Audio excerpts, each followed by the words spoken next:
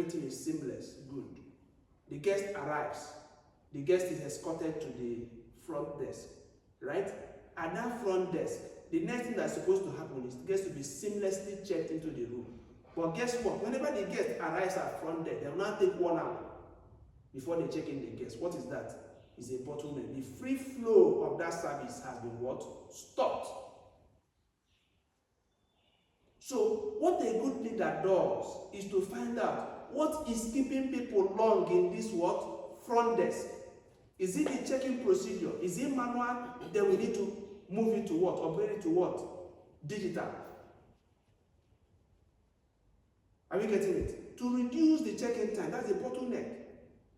Because when you have a bottle, I wish there's a bottle here now, you see that the container is big. When you come to the mouth of the bottle, it is small. So the liquid does not flow that way in a rush. It must flow little by little. So when you find that bottleneck, you remove it so that service can do what? Flow. So you need to do that. That's how you optimize your what?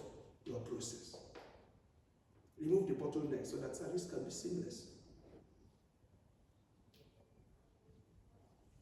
Does it make sense? Does it make sense? All right. So to continue, you need tools for continuous improvement. Our time is fast spent, so I'm going to be trying to round up. There are tools for continuous improvement. I'm just going to mention them. Number one is called Six Sigma. Six Sigma is a data-driven methodology to eliminate errors and defects. Is a data-driven methodology to eliminate errors and defects and ensures consistent service quality. Just note this down. Probably in future we discuss them. But know that these are tools you can use. You can go online and research more about it. Then the next is called Kaizen. Kaizen is a Japanese philosophy of small incremental changes for continuous progress. For small incremental changes. For example, when we had the challenge of housekeepers that were coming late to work, they were resuming work late. Do we remember when we handled that issue? Do we remember? Now, what did we do? We decided that we should create an earlier closing time for them, right? To enable them to resume earlier in the day.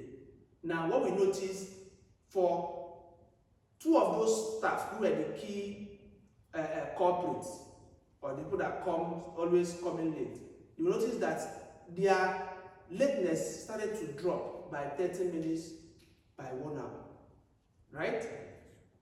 Over a period of time.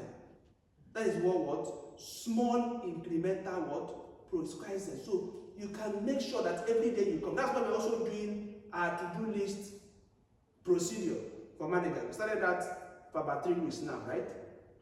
Right? Good. Why are we doing that?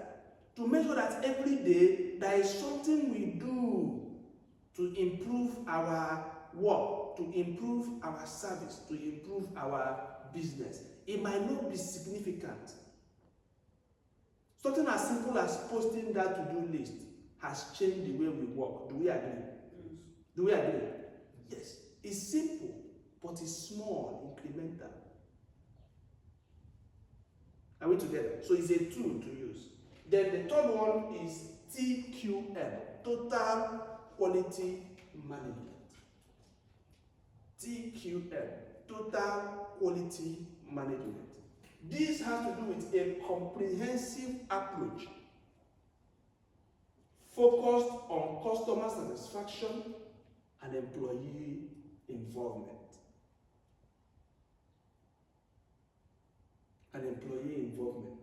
All right?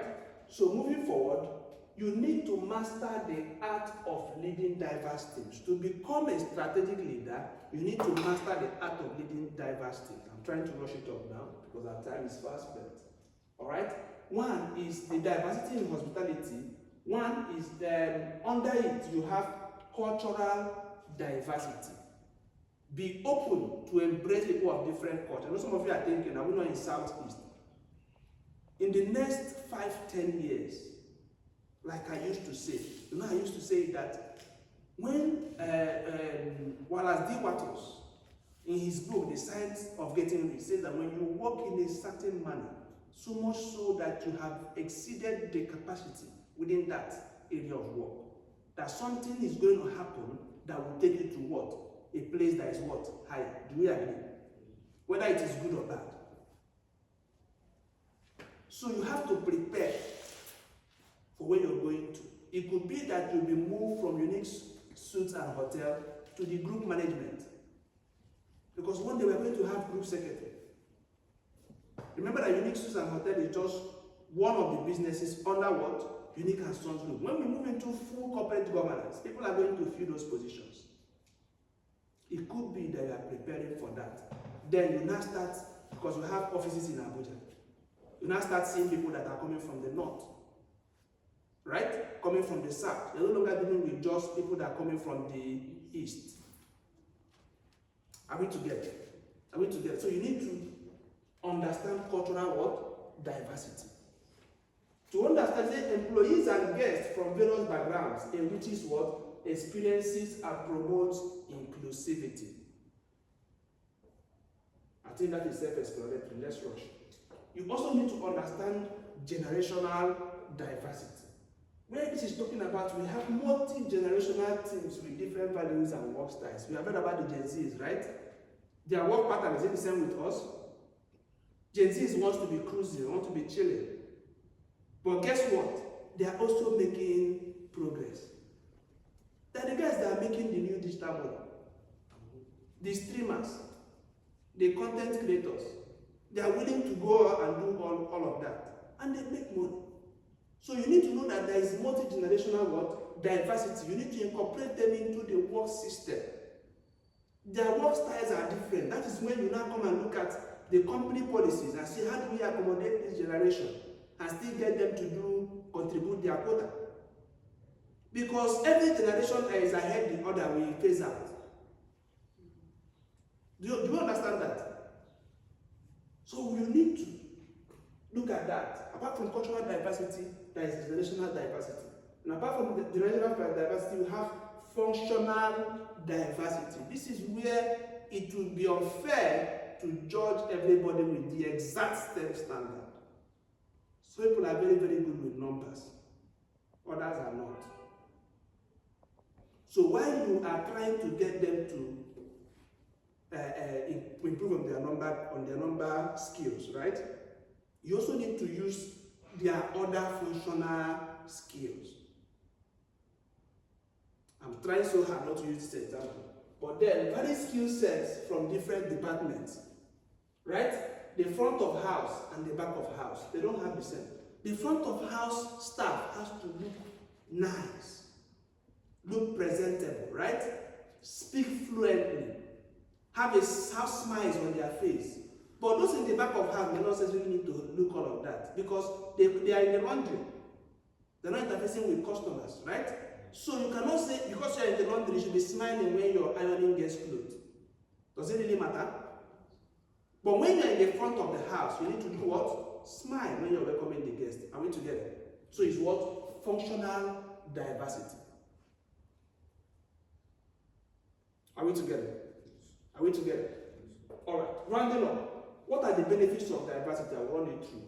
Why diversity matters? Creativity and innovation. That's one. Diverse perspectives spark what? Fresh ideas. When you hear the ideas of Gen Z, sometimes it can inspire you. Okay? Better problem solving. Because different viewpoints lead to a more comprehensive analysis. If we're thinking from the last 5 years, what I've experienced in the last 5 years, there is something that is even happening right now that you need to incorporate. And someone might bring you up to speed. Are we together? Are we together? So those are the benefits. Better problem solving. Then inclusive atmosphere.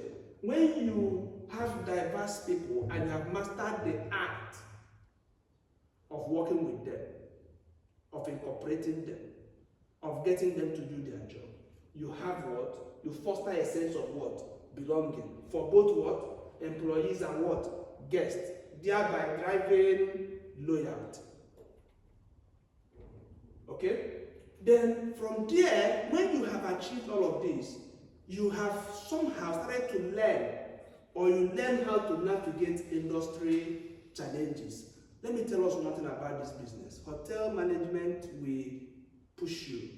It will challenge you. In fact, if you are not strong enough, you will lose it.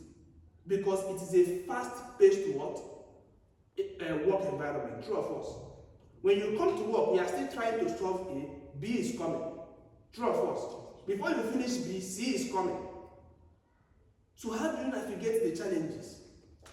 You have to, as a strategic leader, adapt to what? Changes. Changes are constant. Don't rely on your experience for the last 10 years. Ask yourself, what can I do today to improve on that? It's important that you have the experience, but you must learn something new to improve on your experience. Are we together? Are we together? Yes. It seems like Gloria is not here today. Maintain open and transparent communication with your team. Your team should be able to communicate. I said it earlier on. Your team should be able to do what? Communicate with you. It's very, very important. Then, empathy and support. Empathy and support. Remember, in customer service, we talk about empathy. It's different from being sympathetic. Empathy is like putting your leg in the other person's what? Shoes, to know where it pinches. Right? So, you need to show empathy and offer support during challenging times. When there are challenges, do not be quick to be on the blaming side. Seek to understand. Correct, you must discipline. Yes, there must be discipline. But at the same time, when you discipline, do it with what? Empathy. Okay? Adaptability. Be flexible and open to new ideas and solutions. This will save you. What worked yesterday may not work today. And like I used to do, what doesn't work yesterday can still do what? Work today. So you need to be adaptable. Lead by example. If you want to achieve any result, the best way to achieve the result is to become the example of the result you wish to achieve. Lead by example. Demonstrate resilience. Don't give up easily. Don't give up easily. There was a time we had a major challenge, that the overhead tank had a challenge and fell. Guess what? Within 1 hour, we set up a new water supply system. Am I correct, Gloria? In 1 hour, we set up a new water supply system. 1 hour. Imagine the tank fell. I'm like, oh, that's the end of it. Please, let me tender my resignation. This is the end of the road. So you have to show what? Demonstrate resilience. Are we together? You have to manage situations, demonstrate it, show determination, and have a positive attitude. Even when all things are going down, have a positive belief that it's going to do what? Work out. When your team sees you, the strategic leader, being positive, they also will buy into it. And before you know it, things will begin to do what? Take shape again. Are we together? Are we together? In conclusion,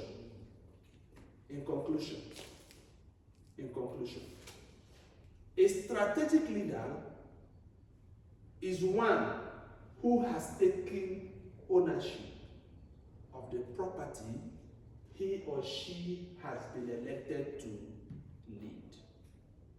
This is my conclusion. If you want to be a strategic leader, it means that you have taken ownership. You have chosen that this place that you are working as an F&B manager, as operations manager, internal auditor, accountant, chef, whatever position, that you have taken ownership. You are doing this as though your life depends on it. Remember, like I used to say, when you have come into a workplace to work, you are not working for the owner of the business. You are working for who? Yourself. For yourself. It is for yourself. Because the skill, the knowledge, the expertise you gain from there belongs to who? It belongs to you. It's your own. So you're working for yourself. And when people do things or come to work and show mediocre attitude, they end up living in mediocrity. And those who live in mediocrity carry that attitude to anything they do. Even if they open their own business, if they have developed an attitude of laziness, when if it happens that they open their own business, they will involuntarily transfer their attitude to what? Their business, and they run it down. So you want to be a strategic leader, you need to take what? Ownership. And then make up your mind to make a difference. Like I said, I've been in Owerri for some time, and I've seen managers that have been in Owerri, no disrespect. But some of them are not willing to make an impact. They just want to come in, sit, okay, this is how we do it. We just follow it that way. No impact, no progress, no changes, no trainings. We have had several testimonies of people that come here and they're like, wow, I've worked in 5-10 hotels. They don't do training like we do here. True or false? And we have also had people that have left here and they have called us and they are thanking us. Just about 3 or 4 days ago, Gloria was telling me a cashier that worked under her as a cashier and storekeeper is today an operations manager in another hotel. And she called to thank her and to thank the hotel for the trainings and for the things we taught them. Those are the kind of things we want to hear.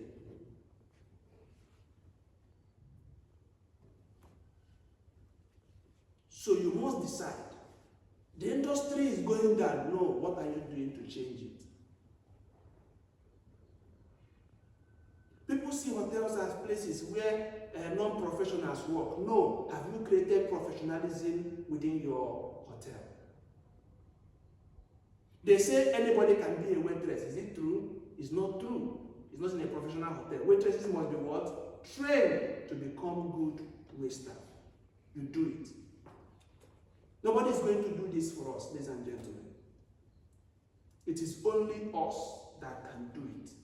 And for us to do that, we need to become what? Strategic. And I say to you, ladies and gentlemen, it is good that you become that leader. Thank you.